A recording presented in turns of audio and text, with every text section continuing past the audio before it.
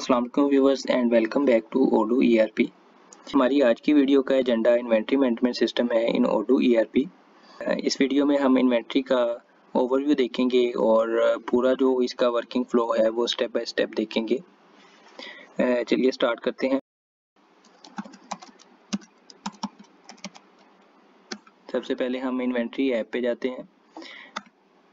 यहाँ इन्वेंट्री में सबसे पहले हमारे पास इन्वेंट्री ओवरव्यू हमें मिल जाता है। इन्वेंट्री ओवरव्यू में हमारे पास मल्टीपल ऑपरेशन टाइप हमें देखने को मिल जाती हैं। सबसे पहले हमारे पास रिसीप्ट्स हैं।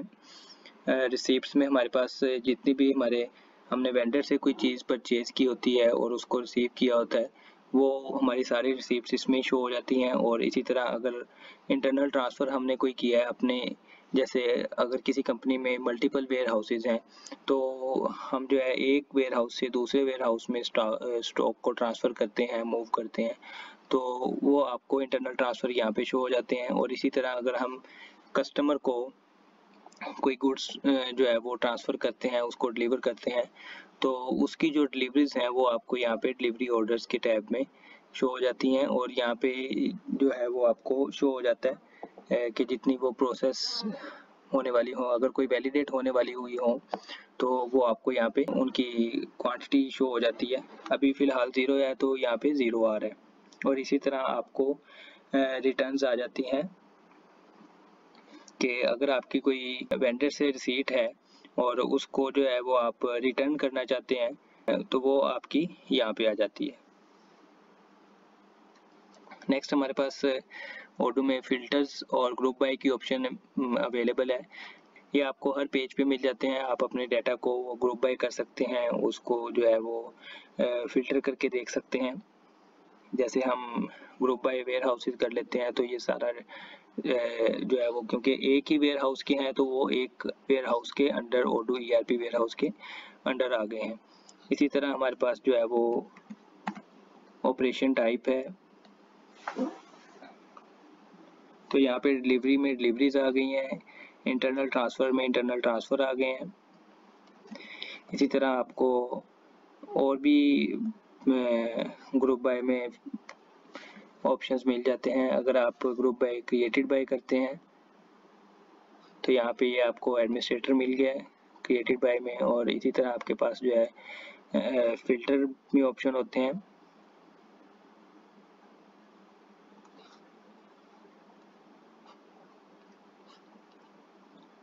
नेक्स्ट हम चलते हैं कॉन्फ़िगरेशन में। कॉन्फ़िगरेशन में हम चलते हैं वेयर हाउसेज पर। वेयर हाउसेज में यहाँ पे आपको वेयर हाउस का मास्टर डाटा जो है वो आपको शो हो जाता है कि जो आपके पहले से वेयर हाउस क्रिएट हुए हैं वो आपको यहाँ पे शो हो जाते हैं। इसी तरह अगर आप न्यू क्रिएट करना चाहते हैं तो आपने न्यू पे क्लिक करना है और आपने सिंपल अपने वेयर हाउस का नेम देना है, उसका शॉर्ट कोड देना है और सेव कर देना है।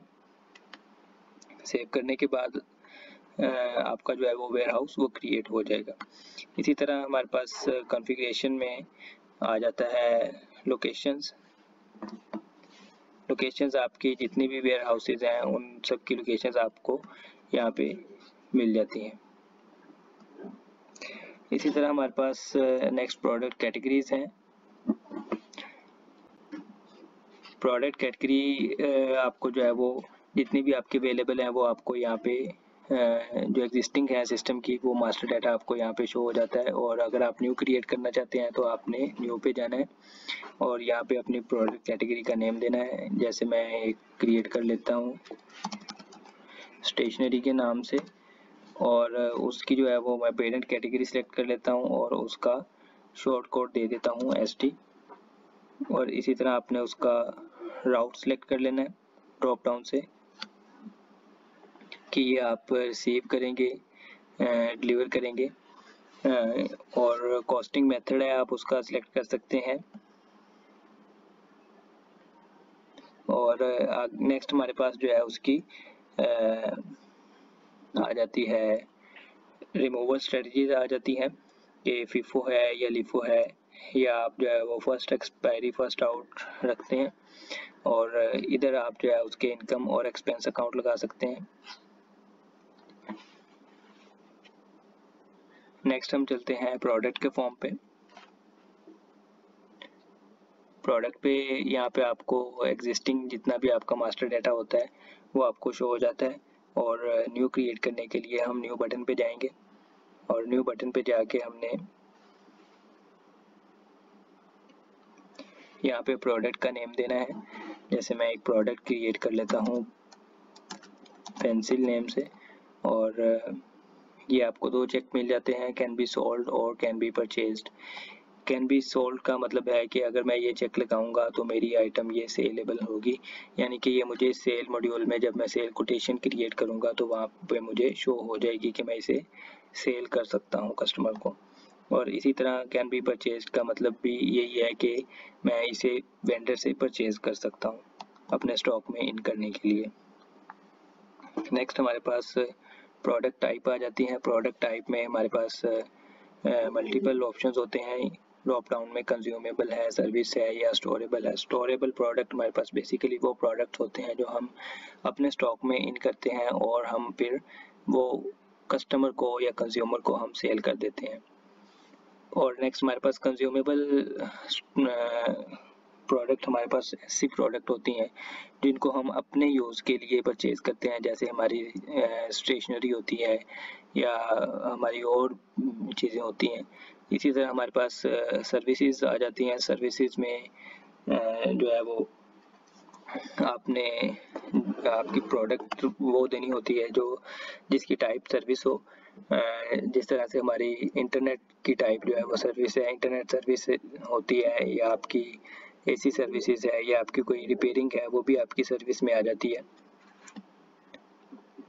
नेक्स्ट हमारे पास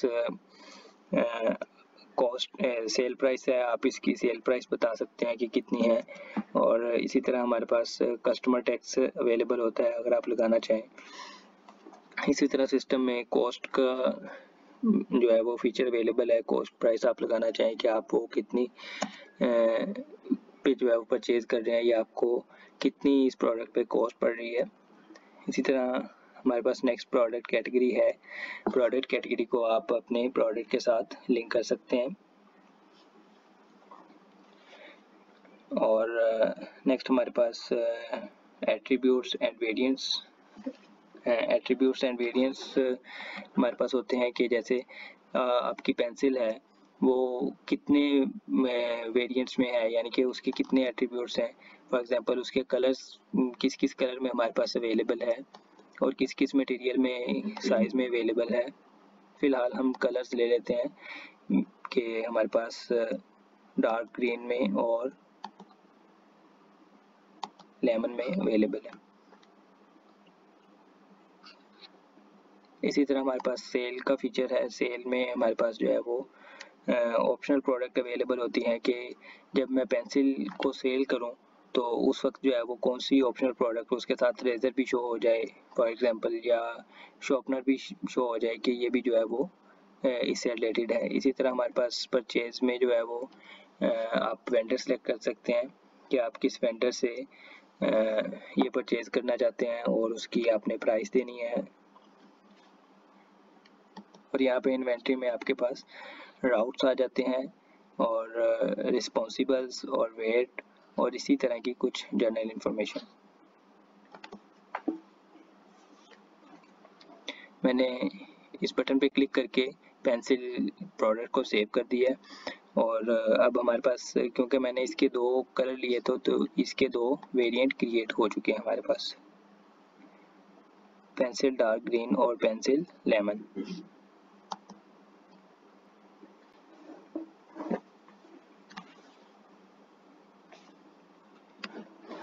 नेक्स्ट हमारे पास ये स्मार्ट बटन्स हैं। इसमें तो हमने वेरिएंट देख लिए, और नेक्स्ट हमारे पास ऑन हैंड है। ऑन हैंड बेसिकली हमारे पास सिस्टम ये फीचर हमें प्रोवाइड करता है कि इन्वेंट्री एडजस्टमेंट के लिए कि अगर आपका स्टॉक्स ऑन हैंड फिजिकल कुछ और है और सिस्टम में कुछ और है। फॉर एग्जांपल आपके पास सिस्टम में ऑन हैंड पड़ा हुआ था 100, तो आपकी जो फिजिकल क्वांटिटी थी वो आपकी उसमें से आपके 5 जो हैं वो स्क्रैप हो गए या टूट गए, किसी भी वजह से वो जो है वो ज़ाया हो गए, तो वो आपकी 95 रहेगी। तो आपने यहाँ पे न्यू पे क्लिक करके अपनी लोकेशन सेलेक्ट करनी है कि किस लोकेशन पे ये आपकी प्रोडक्ट पड़ी हुई है और उसकी जो कॉस्ट है वो आपने बतानी है,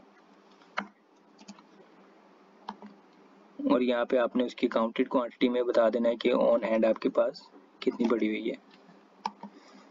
सेव करके आपने अप्लाई कर देना।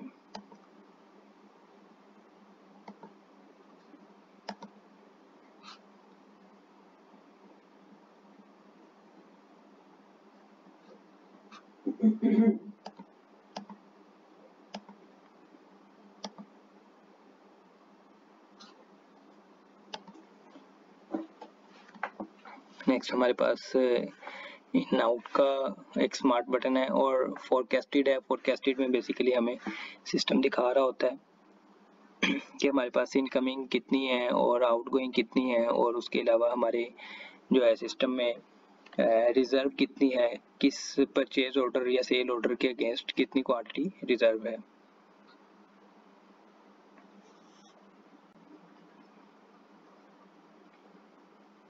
ये देखिए हमारी ऑन हैंड 90 है और इनकमिंग और आउटगोइंग हमारी 0 है, क्योंकि ना तो हमने इसकी सेल की है और ना ही परचेज, ये हमने इन्वेंट्री एडजस्टमेंट के थ्रू डाली है। नेक्स्ट हमारे पास इन और आउट है। इन और आउट में हमारे पास सिस्टम बताता है कि हमारे पास प्रोडक्ट की मूव का सारा रिकॉर्ड सिस्टम रखता है कि सिस्टम में कितनी इन हुई और वो किस लोकेशन से इन हुई, ये हमारे पास शो कर रहा है कि विच लोकेशन इन्वेंट्री एडजस्टमेंट से 90 की जो क्वांटिटी है वो इन हुई है और इस डेट को हुई है। और इसी तरह अगर हम वेंडर से परचेज करते हैं तो यहाँ पे फ्रॉम लोकेशन में वेंडर लोकेशन आ जाती है और टू लोकेशन में स्टॉक। और अगर हम सेल करते हैं इस आइटम को तो सिस्टम इसका भी रिकॉर्ड रख लेता है कि from stock ERP stock to customer location. इसी तरह हमारे पास ये सारा रिकॉर्ड बनता जाता है। नेक्स्ट हमारे पास जो है वो रीऑर्डरिंग टूल्स है। रीऑर्डरिंग का जो पर्पस है वो हमारे जो है स्टॉक को वो ऑटो मेंटेन रखना होता है। हम इसके पीछे पहले एक वेंडर लगा देते हैं।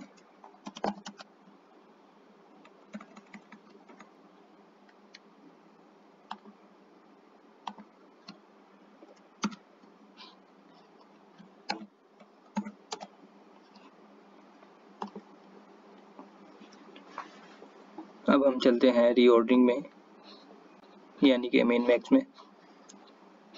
सबसे पहले हमने प्रोडक्ट सेलेक्ट करनी है, लोकेशन सेलेक्ट करनी है, ऑन हैंड और उसकी जो है वो प्रेफर्ड राउट और फिर वेंडर। मिनिमम क्वांटिटी में हमने देना है कि हमारा जो सिस्टम में स्टॉक है वो इस क्वांटिटी से नीचे ना जाए। जैसे इस क्वांटिटी से नीचे जाए तो सिस्टम जो है वो ऑटो उसकी रिप्लेनिशमेंट डाल दे, ऑटो उसका ऑर्डर डाल दे। मैं कहता हूँ कि मिनिमम जो है हमारा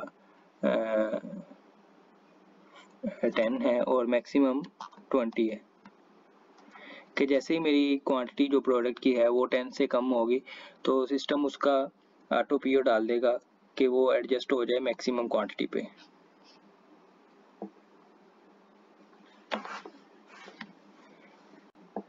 इसी तरह नेक्स्ट हम चलते हैं अपने ऑपरेशंस पर।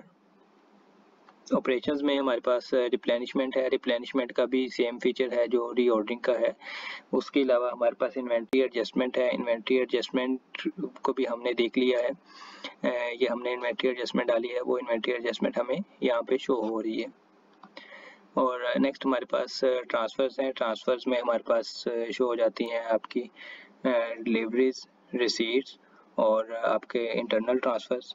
और यहाँ से आप ट्रांसफ़र क्रिएट भी कर सकते हैं। अगर आप कोई इंटरनल ट्रांसफ़र क्रिएट करना चाह रहे हैं तो उसके लिए आपने अपने सोर्स लोकेशन सेलेक्ट करनी है और फिर डेस्टिनेशन लोकेशन सेलेक्ट करनी है। जैसे मेरी अगर मैं अपने जो है वो एक वेयर हाउस से दूसरे वेयर हाउस में अगर इंटरनल ट्रांसफ़र करना चाह रहा हूँ प्रोडक्ट, तो मैंने अपना वेयर हाउस सेलेक्ट करना है। तो और यहाँ पे मैंने अपना दूसरा वेयर हाउस सेलेक्ट करना है और यहाँ पे मैंने अपनी प्रोडक्ट सेलेक्ट करनी है, उसकी डिमांड और यूनिट ऑफ मैयर देने हैं और फिर मार्क एज टू डू कर देना है। और उसको बाद में हमने वैलिडेट कर देना। नेक्स्ट ऑपरेशंस में हमारे पास स्क्रैप का फीचर अवेलेबल है। स्क्रैप के फीचर में हमारे पास जो है वो बेसिकली सिस्टम हमें जो है ये फैसिलिटी देता है कि अगर हमारी कोई प्रोडक्ट जो है वो ख़राब हो गई है, फॉर एग्जांपल हमारी प्रोडक्ट टूट गई है या एक्सपायर हो गई है, तो वो हम जो है वो सिस्टम को बताते हैं कि ये हमारी स्क्रैप हो गई है। हम अपनी प्रोडक्ट सेलेक्ट करते हैं, उसकी क्वांटिटी बताते हैं कि कितनी क्वांटिटी किस प्रोडक्ट की स्क्रैप हुई है, और यहाँ पे हम स्क्रैप लोकेशन पे उसे जो है वो सेंड कर देते हैं।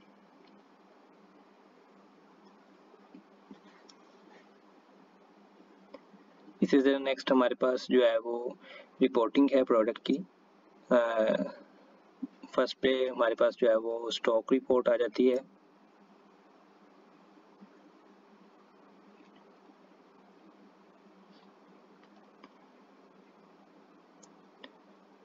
स्टॉक रिपोर्ट के बाद हमारे पास स्टॉक रिपोर्ट में हमें सिस्टम बताता है कि हमारी प्रोडक्ट और उसकी यूनिट कॉस्ट कितनी है, उसकी टोटल वैल्यू, और ऑन हैंड हमारे पास कितनी पड़ी है, और फ्री टू यूज़ कितनी पड़ी है। फ्री टू यूज़ का मतलब है कि ये अगर मेरे पास फॉर एग्जांपल एक प्रोडक्ट है, वो जैसे मेरे पास प्रोडक्ट है पेंसिल की,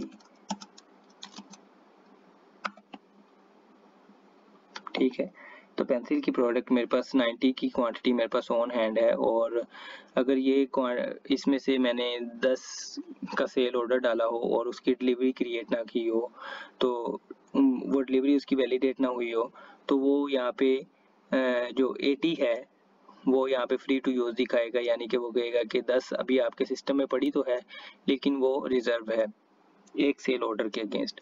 इसी तरह हमारी इनकमिंग बताता है कि ये हमारी इनकमिंग कितनी है प्रोडक्ट की और आउटगोइंग कितनी है। इसी तरह हमारी रिपोर्टिंग में नेक्स्ट हमारी लोकेशन रिपोर्ट है, और लोकेशन रिपोर्ट के बाद हमारे पास मूव हिस्ट्री रिपोर्ट है। लोकेशन रिपोर्ट में हमारे पास लोकेशन है, प्रोडक्ट है, ऑन हैंड है, और उसकी रिजर्व क्वांटिटी और यूनिट ऑफ ईयर्स है। नेक्स्ट हमारे पास मूव हिस्ट्री है। इसी तरह हमारे पास सिस्टम जो है वो हमें प्रोवाइड करता है स्टॉक मूव और वैल्यूएशन रिपोर्ट।